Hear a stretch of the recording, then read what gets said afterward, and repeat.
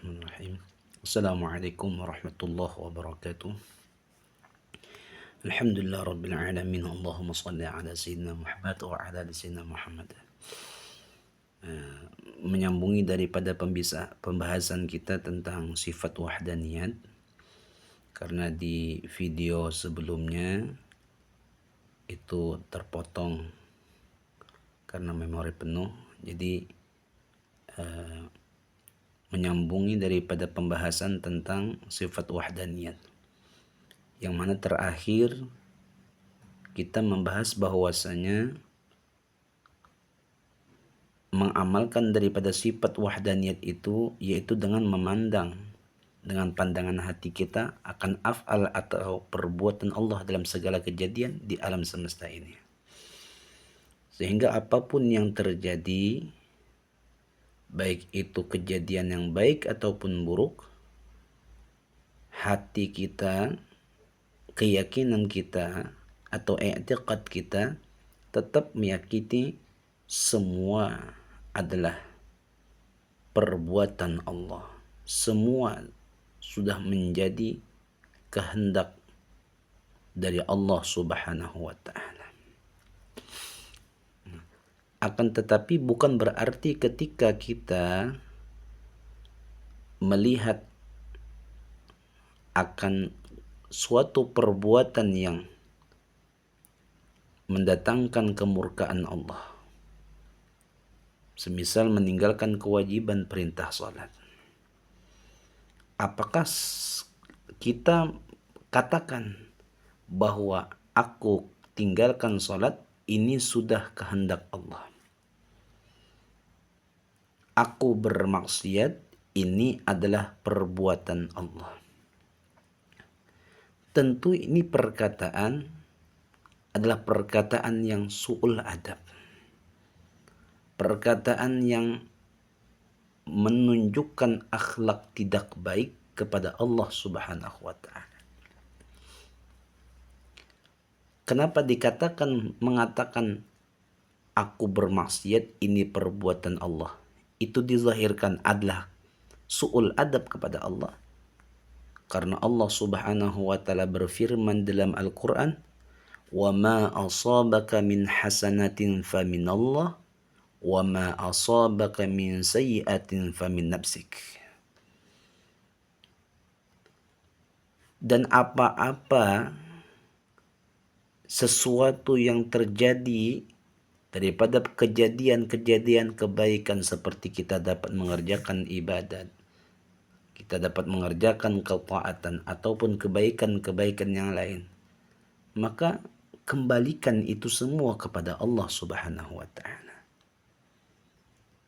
Dan wa ma asabaka min sayyi'ah, apa-apa kejadian perbuatan yang itu dinilai sebagai kemaksiatan, dinilai sebagai perbuatan atau perilaku yang tidak baik, maka itu kita kembalikan kepada diri kita. Karena kita yang tidak dapat menahan hawa nafsu kita. Karena kita yang tidak dapat menahan daripada rayuan bujukan syaitan. Yang mana syaitan membisikkan kepada hawa nafsu kita untuk meninggalkan perintah Allah. Syaitan membisikkan kepada hawa nafsu kita untuk mengerjakan larangan Allah. Nah, bisikan syaitan kepada hawa nafsu kita, maka kita tidak dapat mengontrol daripada nafsu kita. Kita tidak dapat menahan daripada hawa nafsu kita. Nah, disitulah salahnya kita. Disitulah maksiatnya kita. Sehingga apa-apa perbuatan yang tidak baik, kemaksiatan, meninggalkan perintah Allah, famin nafsik, itu kata Allah dari dirimu sendiri. Nah, inilah adab yang diajarkan kepada kita, yang dikatakan al-adabu fauqal ilmi. Al-adabu fauqal ilmi, adab lebih tinggi, lebih di atas daripada ilmu. Artinya ilmu menjelaskan dan menerangkan bahwa semua perbuatan memang dari Allah. Qadha dan qadar, ketentuan baik dan buruk memang dari Allah. Memang af'al Allah. Yang Allah bersifat wahdaniyat, yang Allah bersifat esa. Tetapi adab di atas daripada ilmu, sehingga kita utamakan adab. Apa adab kita? Segala perbuatan baik datang dari Allah. Segala perbuatan buruk, kemaksiatan, itu karena diri kita sendiri. Maka disinilah letaknya adab lebih tinggi daripada ilmu. Nah, oleh karenanya kita tidak bisa mengatakan aku bermaksiat, ini perbuatan Allah. Aku bermaksiat, ini sudah kehendak Allah. Allah tidak pernah menyuruh kita bermaksiat. Allah tidak pernah memerintahkan kita memperbuat perbuatan keji dan munkar. Tugas kita mengontrol hawa nafsu kita untuk senantiasa di jalan yang diridhai oleh Allah. Bila kita tidak mampu mengontrol hawa nafsu, maka disitulah kesalahan kita. Disitulah maksiatnya kita. Nah, oleh karenanya, sebagaimana dikatakan di awal, su'ul adab kita katakan, aku bermaksiat, ini adalah kehendak Allah. Aku bermaksiat, ini adalah perbuatan Allah. Allah tidak pernah menyuruh kita maksiat. Allah tidak pernah menyuruh kita untuk meninggalkan kewajiban. Bahkan Allah menyuruh kita untuk taat kepada Allah. Allah menyuruh kita untuk beribadat kepada Allah.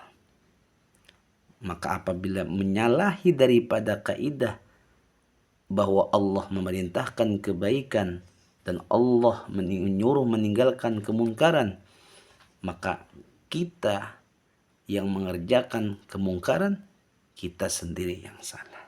Karena kita tidak mampu menahan, mengontrol daripada hawa nafsu kita.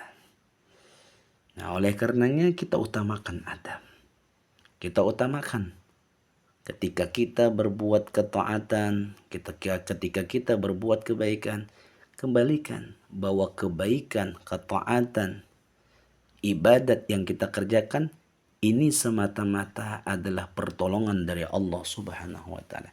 Tidak mampu kita berdiri untuk sholat, tidak mampu kita mengangkat takbir, tidak mampu kita mengucapkan bacaan-bacaan di dalam sholat, tidak mampu kita ruku, i'tidal, sujud sampai akhir sholat, ataupun daripada pekerjaan-pekerjaan ibadat yang lainnya, semua terkecuali semata-mata pertolongan dari Allah Subhanahu wa taala. Maka semua kebaikan kita kembalikan kepada Allah.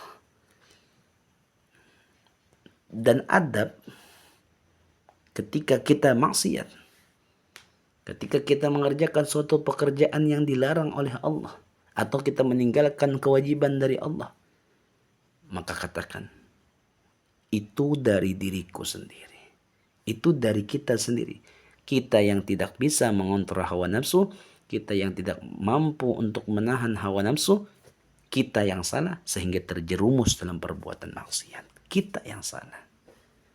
Nah, maka dikatakan Rabbana zalamna anfusana. Wahai Tuhan kami yang menzolim diri kami sendiri. Kita yang salah. Inilah adab yang diutamakan dibandingkan ilmu. Yang mana secara ilmu tauhid, ilmu dipandang daripada sifat wahdaniyat, mengatakan semua memang dari Allah. Maka mudah-mudahan dengan kita memahami sifat wahdaniyat, wahdaniyat fil zat, wahdaniyat fil sifat, wahdaniyat fil af'al, bukan berarti kita mengatakan perbuatan maksiat yang kita kerjakan itu adalah perbuatan Allah. Secara ilmu benar, tapi secara adab tidak tepat. Su'ul adab kita katakan, aku bermaksiat, ini perbuatan Allah. Kita ucapkan seperti itu su'ul adab. Cukup di ilmu, cukup di pengetahuan, cukup di i'tiqad. Semua datang memang dari Allah. Tapi katakan, Rabbana zalamna anfusana. Wahai Tuhan kami, kamilah yang menzalim diri kami sendiri. Kami yang salah ya Rabb. Kami yang maksiat ya Rabb. Wa illam taghfir lana wa tarhamna lanakunanna minal khasirin. Jikalau engkau tidak mengampuni kami, tidak engkau rahmati kami, lanakunanna minal khasirin, niscaya jadilah kami daripada orang-orang yang merugi. Kita yang salah. Nah, itulah adab. Maka mudah-mudahan Allah Subhanahu wa taala berikan kita ilmu. Ilmu secara hakikat, memahami tentang keesaan Allah, letakkan, bijak letakkan itu di dalam hati, itu di dalam batin. Ilmu syariat bijak kita letakkan, itu kita syiarkan, itu kita kerjakan, itu kita amalkan secara zahir. Letakkan ilmu batin di dalam hati, di dalam batin sesuai tempatnya. Letakkan ilmu syariat, ilmu zahir di tempat yang zahir. Karena sesungguhnya selama kotoran yang ada di dalam perut kita masih ada di dalam, maka tidak dikatakan najis, boleh dibawa sembahyang. Selama kotoran yang ada di dalam tubuh kita, darah yang ada di badan kita mengalir semuanya, masih ada di dalam tubuh, maka dibawa untuk sholat, sah sholatnya. Akan tetapi, ketika kotoran yang ada di tubuh kita, kotoran yang ada di perut kita, darah yang mengalir di tubuh kita, ini keluar daripada tempatnya, keluar daripada tubuh kita, maka benda itu menjadi najis. Kotoran yang keluar daripada tubuh kita mengenai pakaian kita, mengenai tubuh kita, atau mengenai tempat sujud atau tempat sholat kita, maka sholat dalam keadaan bernajis tidak sah sholatnya. Kenapa? Karena kotoran yang letaknya di dalam keluar. Kalau di dalam tubuh, selama masih di dalam, kotoran di dalam perut, kotoran yang ada di tubuh, darah yang mengalir di tubuh, masih di dalam tubuh, sah salat kita. Tidak bisa kita terlepas daripada najis kotoran yang ada di tubuh kita, di perut kita. Akan tetapi ketika ini sudah keluar pada tempatnya, keluar daripada tubuh kita, hukumnya menjadi najis. Artinya ilmu hakikat yang harusnya diletakkan di dalam batin kita, ya letakkan di dalam batin kita. Jangan sampai itu menjadi sesuatu yang dikeluarkan sehingga menjadi suatu pemahaman yang menyalahi daripada syariat.